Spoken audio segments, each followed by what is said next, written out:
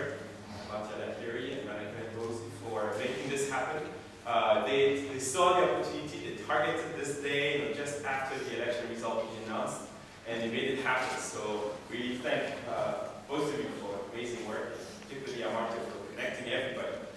This is very exciting for CSR Institute because you can see that nearly all the researchers and knowledge base in UBC on India is coming together for this event, and we really have, it's very hard to bring everybody together, so we're very excited about this. So now, I also want to thank Mr. Arvind Panagariya, who has supported the center, and in this case, one of the funds, little funds that he left behind, is what is making possible, making this event possible. So we want to thank you personally. And then taking my policy or public policy hat, I actually have 3 questions I want to put forward to presenters who know a lot more than me. And looking at the manifesto of the BJP, which is very interesting, 45 pages long, I came up with those 3 questions.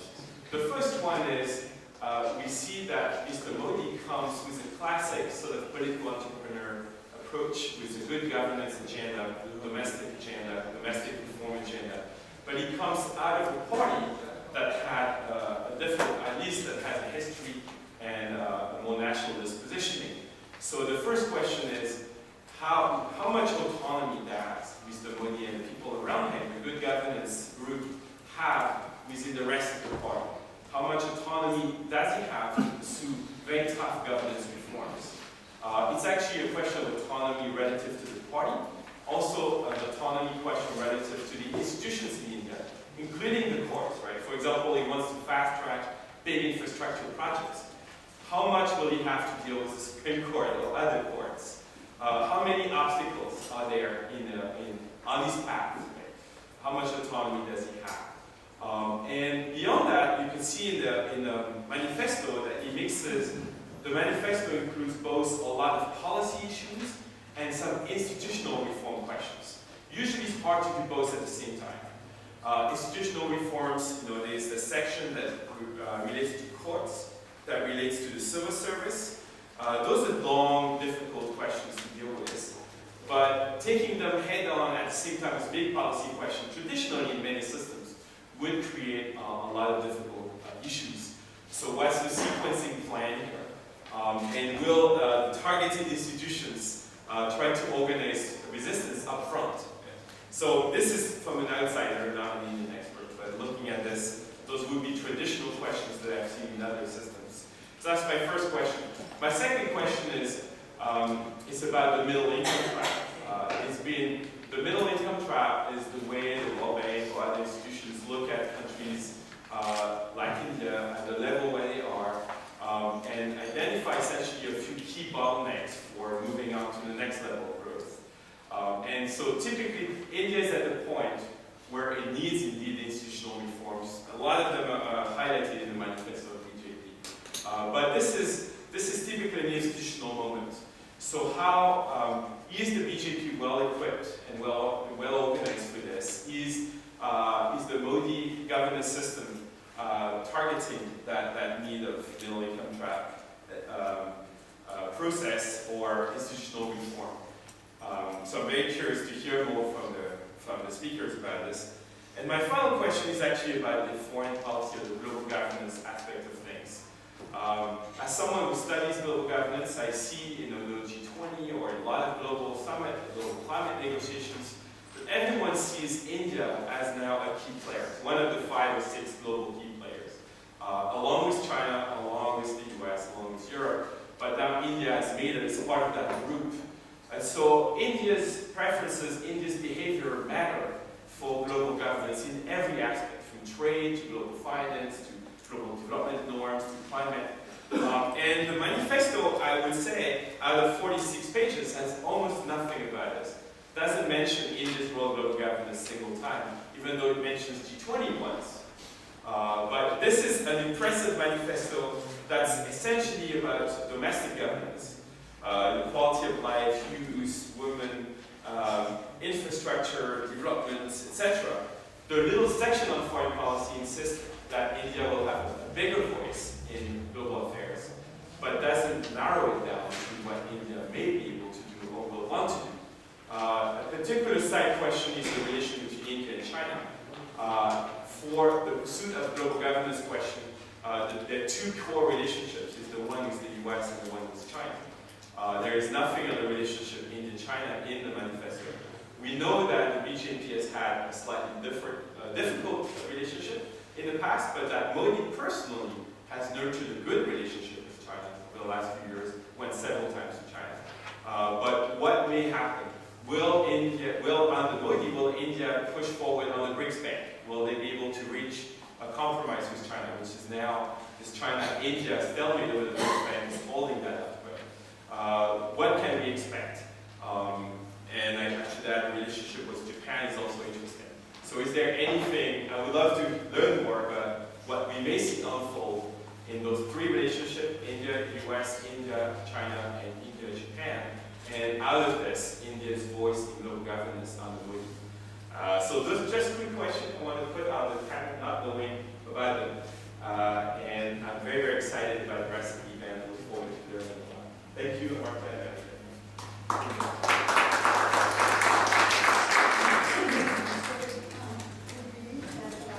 Okay, welcome to the first session of India Elections 2013. Our speaker, as I mentioned, told us is Professor Arvind Panagariya, the finance education. We're really very fortunate to have Dr. Panagariya, who was a reforms in India.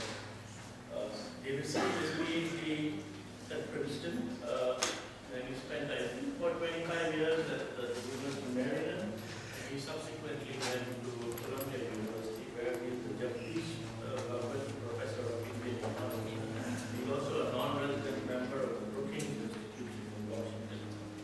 So he's written research papers in economics that have been published in the top journals. Lately, he's taken to writing a lot of books. In 2008, he wrote a magnificent book in my view called India, an Emerging Giant, which very comprehensively treated the reforms in India, the reforms that were not predicted and are still to be done. And more recently, along with Jagdish Bhagwati, in 2013 he wrote a book, Why Growth Matters, how economic growth in India reduced poverty and the lessons for other developing countries. And in the same year, he published with Bhagwati, India's Tryst with Destiny, debunking myths that undermine progress and address new challenges. And hot off the press, I think, May 2014, is this additional book called State-Level Reforms with two co-authors, State-Level Reforms, Growth and Development in Indian States.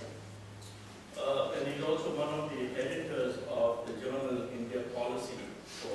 And in the meanwhile, while doing all this, he continues writing empirical papers especially pertaining to Indian reforms. And based on his research, he often takes fairly firm views, and as you can imagine, they're not without controversy. Dr. Panagariya was honored by the government of India in 2012 with an award of the Padma Bhushan. It's fair to say, it would be an exaggeration to say that few people can talk about reforms in the Indian economy in as informed a manner as Dr. Panagariya. So without further ado, let me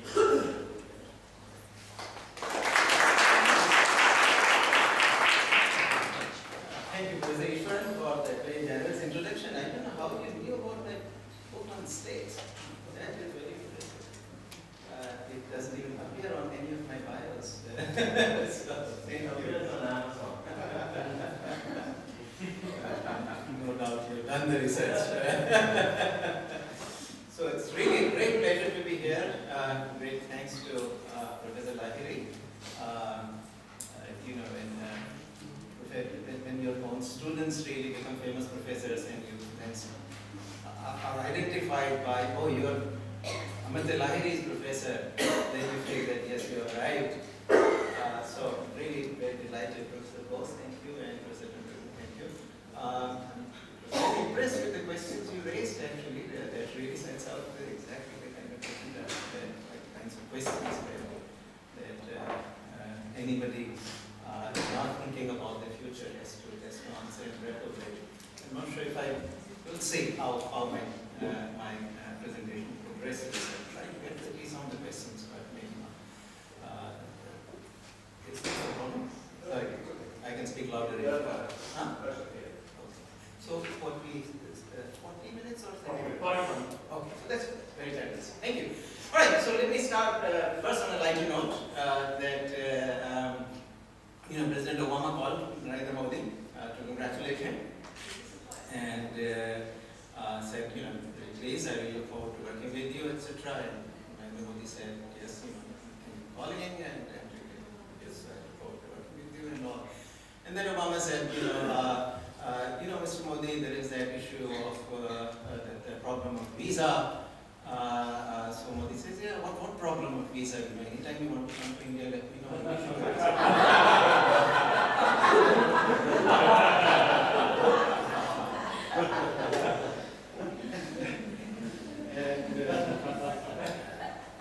And some of the skeptics are now saying that, skeptics of Mr. Modi are saying that, the extent to which the Gujaratis will go just to get a visa to America.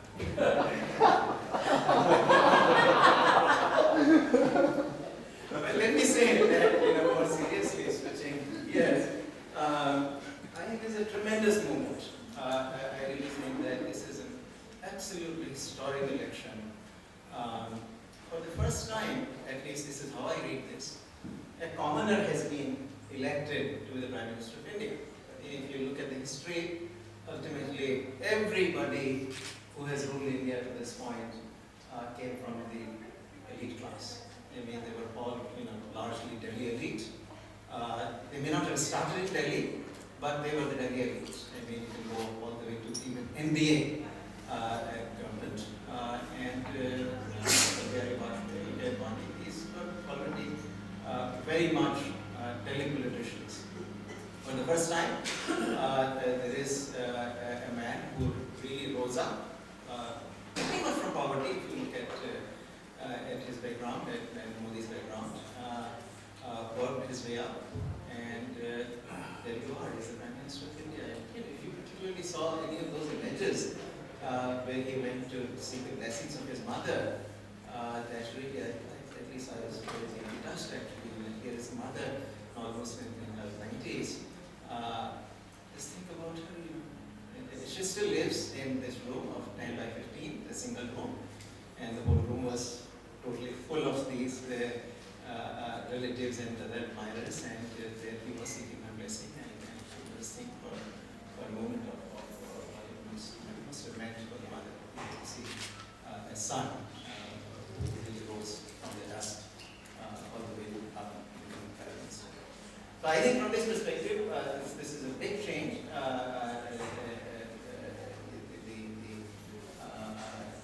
And also, quite appropriately so, also perhaps a signal, a hope for much bigger changes to come in India. The subject I've chosen here is the reform agenda for the new government. It's very wide-ranging, and I'm not sure how am I going to slice it as we go. But let me see. I'll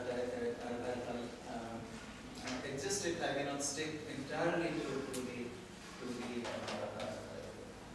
PowerPoint presentation here in front of you. There's lots and lots of slides, so if you get interested in those, you can look it up but let me begin actually where we currently stand. So India today is an economy of about $1.84 trillion. These are 2012-13 figures. 13-14, I think, when you convert to dollars, perhaps it's a little less, maybe more like 4. But the exchange rate is shifted since then. My last numbers I did were for 2013. I think the basic summary, here we go. So the basic summary of the about, what is it, 1950 to 2013, 2012-13. So we got about 62 years of history. That figure I think is very useful, so keep that in mind.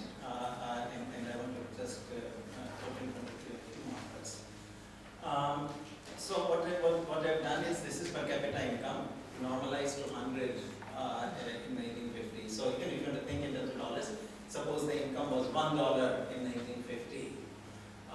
By the end of it, by the terminal year, it's about $5.8, but I'm going to just round it off to $6. So you go over this period, this is at constant prices, so if you go from 1950-51 to 2013, you go from about $1 to $6 per capita income per day per person. Okay, but it's the evolution which is very interesting. First 30 years, you've gone from $1 to $1.50. So 1980, you are just 50 cents higher than you were in 1950. 30 years later, it really is astonishing how slowly India grew during this period. It picked up a little bit in the 1980s, and the next 50 cent increase came in the next 10 years. So by 1990, you were about $2, starting with $1 in 1950. And by another decade, you buy another $1 up, so you go to $3. And then the remaining $3 comes in the last 12 years. So it's just astonishing. One way to look at it is that if you take this last 12 or 13 years, the increase in per capita income, which was about $3, was 1.5 times of the increase that took place in the entire 50-year period that preceded.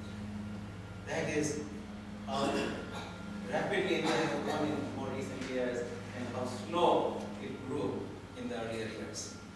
And this is basically the story of the book that Jagdish Bhagwati and I wrote, Why Growth Matters. And the title of that book is Why Growth Matters, and that is precisely that if you start out extremely poor and you also grow very slowly, you must escape from poverty. You just cannot escape it. Because at such a low level of income, there are too few from whom you can redistribute, too many to whom you need to redistribute. It's not going to get very far. And there is no choice but to grow. And you can do all the redistribution you want, but you're not going to get very far. And to the extent that redistribution in any case tends to be much harder, there's very little you can do for the poor. And just to give you some sense of it, even today after this kind of growth, if you redistribute India's income equally across the entire population, you will not guess it, but per capita income per person per day will be just $4, of which of course $1 will go to fund the government. 25% or so is the government expenditure, and so that leaves $3. How much can you buy at $3 today? Not a whole lot. So this is why again you come back to the rich will still do okay if there is no growth. Those who are at top 5% or so, they will do okay. They'll still survive. But those who are at the bottom, you can redistribute all you want. You still not get them beyond $3 per day. So it really is growth really is absolutely essential. Well, it's no surprise that then you got, this is a story in the first 25 years on poverty, a very low level of poverty line. So it's even if you escape abject poverty or out of poverty in this kind of poverty line. And you get for 25 years with good rates, poverty declines a bit, drought, poverty rises sharply. But trend-wise, hardly any trend, and to the extent that there is a trend, it's an upward trend, not a downward trend. This is a period you're going from $1 to $1.50 in 30 years. So there's not much that can happen. But then, when growth picks up, things do begin to change. So these are figures, for those of you who care about the poverty lines, etc. These are figures calculated at the Tendulkar poverty line for the 3 years for which we had the comparable national sample surveys, 1993, 94, 2004, 5, and 2011, 12. Now, all three of those years are years of higher growth, but particularly the growth between 2004, 5 and 11, 12 is way higher than what it was from 93, 94 to 2004, 5. As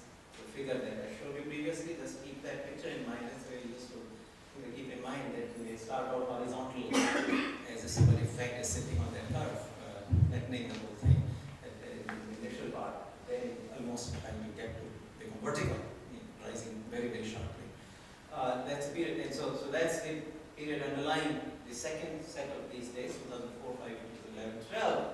And sure enough, poverty declines through the period, but moreover, what you'll observe is that the decline in poverty is much sharper in the second period. Now remember that the second period is only 7 years, compared with the first period, which is 11 years. So the decline even within the 7-year period in absolute terms, the percentage point decline is much larger in the second period than in the first period. You can do it by, India is contentious, it's a little difficult, you say, okay, so you can always rural poverty has come down, urban poverty has come down very quickly. The critics will come to you and say, oh, well, you're leaving the socially disadvantaged groups behind. But actually, once you do the data, even that turns out to be false. In fact, it turns out incredibly false. So you've got the figures here on poverty for the scheduled tribes, scheduled castes, and all groups taken together. What you will actually notice here is that in the last 7 years, on this graph, the decline in poverty for the socially disadvantaged, both scheduled tribes and scheduled castes, has been actually sharper than for the population as a whole. Which means that finally we are beginning to see the gap in the poverty rates between the disadvantaged and the general population declining. In fact, now the poverty rates, particularly the scheduled castes, are well within the striking distance of the overall poverty rates. Scheduled tribes is hard. Now, this is of course because scheduled tribes are the ones that tend to be disconnected from the mainstream of the economy. Much more isolation, and so it's harder for growth to reach the scheduled tribes, and that's where one has to make a distinction actually between scheduled castes and scheduled tribes. And with the scheduled tribes, you need a far more directed, targeted action than to some degree the scheduled castes. The scheduled castes still are integrated socially within the same mainstream of the economy, and so when the economy grows rapidly, it does actually pull them up outside. Right, so then you can look at this by religion. Christianity, Hinduism, Islam, Jainism, Sikhism, all, same pattern. Same pattern, actually. Again, you see the decline. Again, poverty rates are higher among Muslims, as is the general impression and its correct impression. But at the same time, the decline in poverty among the Muslims during this fast growth phase has been larger than among the Hindus. And so again, there is some convergence in the poverty rates happening. So this kind of thing somehow that that growth has not helped the poor is truly a fiction. I mean, there's absolutely no truth to that. And you can do these humans. There's often this worry about. Ashok has raised this worry about that if you raise the poverty line, then the decline is. In fact, if you take the 11, 12 figures, actually the story doesn't change. In essentials, poverty rates are higher if you double the poverty line. So take the Tendulkar line and double it. I've done all the calculations. You can raise it by 25%, 50%, 75%, and double it. When you double it, then the decline in poverty rate does become smaller. But still pretty substantial. Actually, still pretty substantial remains. So anyway, the story as told remains valid. These are by states, so again, not a single state where you don't see the decline in poverty. There is a sharp decline in poverty in every state as well over the period. All right, so these are accounts why rapid growth matters. We talk in terms of both growth, basically being relevant at two levels. One is that when you grow at 7, 8, 9%, of course the growth engine does pull up people. Instead of this trickle down as if a drop is going to get down to the bottom. We speak in terms of the pull-up effect, that it raises wages at the bottom, it brings in employment for the people, people move out of agriculture into industry and services where wages are better, and all that works, and as per capita incomes rise, of course, the ability of the individuals themselves to access education, access services, health services, etc. improves. So there's a direct effect there, direct empowerment of the people through increased incomes. And not surprisingly today you even see the poor actually sending overwhelmingly their children to these very low-priced private schools. They see the issue, and there's a fantastic video, 4 or 5 minutes on YouTube. If you look up, the Rahul Gandhi goes to speak in Varanasi actually with these rickshawalas, and one of the rickshawalas kind of comes forward and really means that conversation is well. I mean, Rahul Gandhi tries to divert him by telling him that when you see these people in these big cars, what do you think? So the fellow says that, sir, we know that doesn't bother us because we know that we are born differently and they are born differently. What really bothers us is that we can't send our children to good schools. And that is the kind of sentiment you see across the board if you travel through India, talk to almost anybody. Education is what they're seeking. So anyway, if the public schools are not working well, there are two options. Try to improve the public schools, but also while you're improving it, the poor fellow whose children are growing up can't be expected to actually suffer through while you improve your public schools. You have to give the fellow an opportunity to send the children to better schools. And if your incomes rise, you can do that. So that's one sense in which growth is very important. The second sense in which growth is very important is that the government's own spending on social services. Social spending is not going to go very far unless incomes rise. Just to give you a very simple example, just to highlight what growth does. So today, let's say roughly we are spending 4% of the GDP on education. Now, if the same per capita expenditure, I'm not even saying total of course is very different. Per capita, if India had wanted to spend on per capita basis the same amount, same rupees on education per capita in 1950, it would have taken 24% of the GDP in 1950. Even you can go just 2000, 13 years ago, you need 8% of the GDP to be spent on education. Hardly any country spends that kind of proportional GDP on education. So the power of growth is just enormous on both counts. And this is why even at $1,500 per capita today, there's just not enough money out there, even if you wanted to do large-scale social services expenditures to sustain. It's going to go only so far. I mean, in terms of percentage of the GDP, you can keep shifting, doing more and more.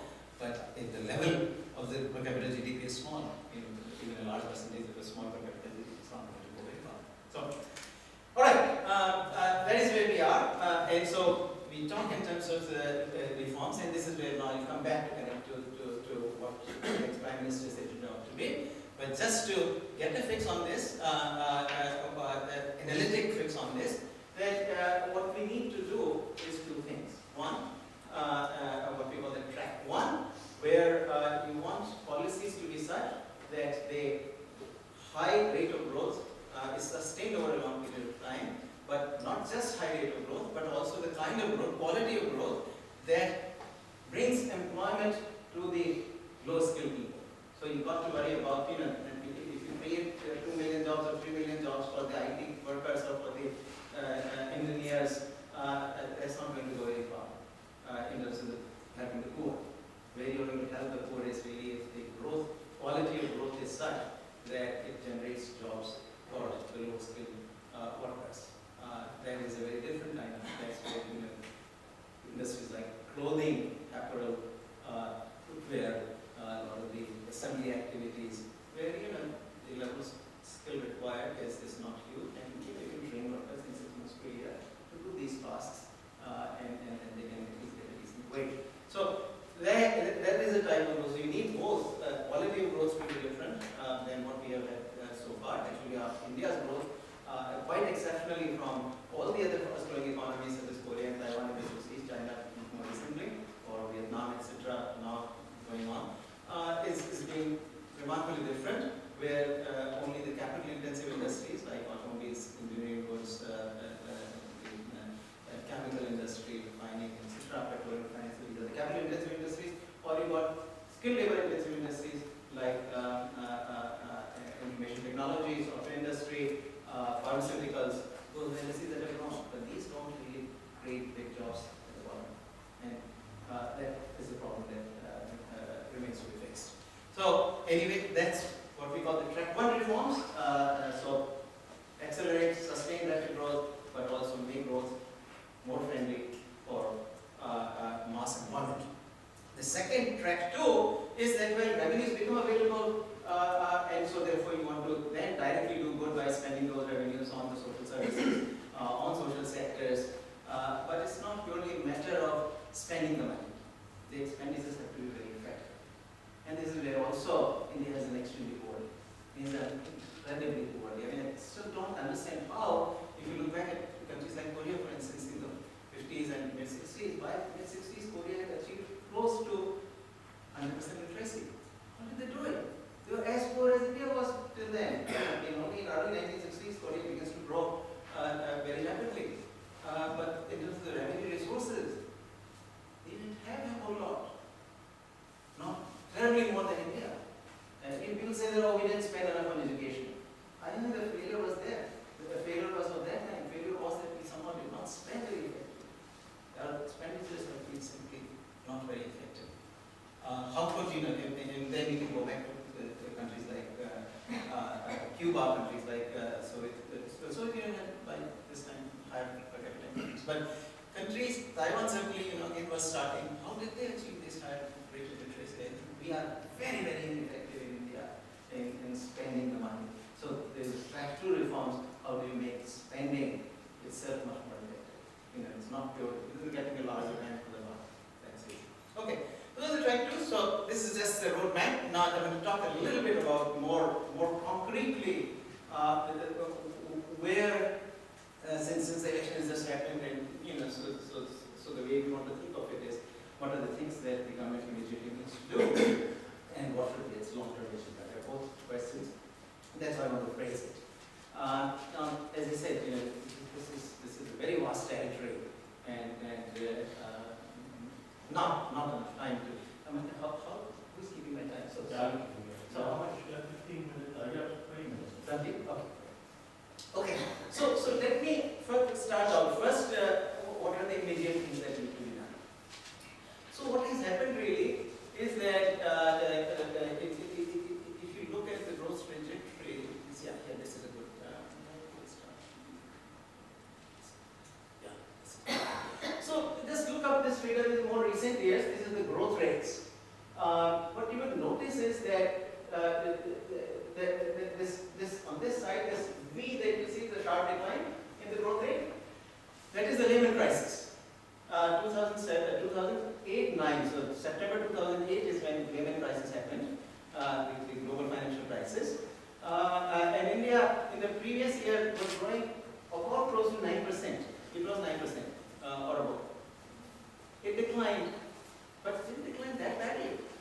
6.7%. So it's still given the magnitude of the shock. It was a huge shock to the global economy, and we are still reeling under it. I mean, still, the global economy is hardly recovered from it. And yet, India really didn't take that big a hit, 6.7% back. And actually, then it went back up 8%. Quite remarkably for the following 2 years. But then it begins to slide down, and it's around 4.5%. So if you look up I'll just put it before you, is the quarterly growth rates, and that is the compressed picture from the Lehman crisis onwards. Something clearly happened. This was not the global economy. Remember, etc. Can maybe these points as well. The global economy. This is not global economy because you got such a big shock in 2008 September. You hardly get infected by it and go back to 8% plus, and now you fall off. What changed in the global economy? Very seriously changed the global economy during this period after you had already done the 8-9%. So this is a domestic problem. The problems have originated domestically. Correction has to be domestic. And initially, my reading is that this central bank, there is a Bank of India actually had some 17, 18 consecutive interest rate increases, which had adverse impact on the investments. But that actually was simultaneously and subsequently, actually somewhat preceding, was compounded big time, and that's probably the bigger factor was the paralysis in the government decision-making process. I mean, start 2009, right there, Jairam Ramesh takes over as the environment ministry, nothing in the environment ministry moves. Eventually he's replaced by Jayant Natarajan, where if anything was ever moving at all, it's because he gets it reversed. The point that, after she was, so December 20, 2013, so it's practically, we're already going into the elections and all. That's the point at which Rahul Gandhi comes in, fires her on December 20th because he's giving a speech in the FICCI on December 21 to show that the system is going to start moving again. Subsequently, turns out there were at least 200 files, project files, on which had Jayanti's signature on them, but they were sitting at her home. You can guess why they were sitting at home, because all money gets collected at home. So this is the fact which is incredibly corrupt, and in effect she did, even most smart people who are trying to make money out of bribes don't just sit on the files and not issue clearances, right? You take the money and you clear. Create a reputation of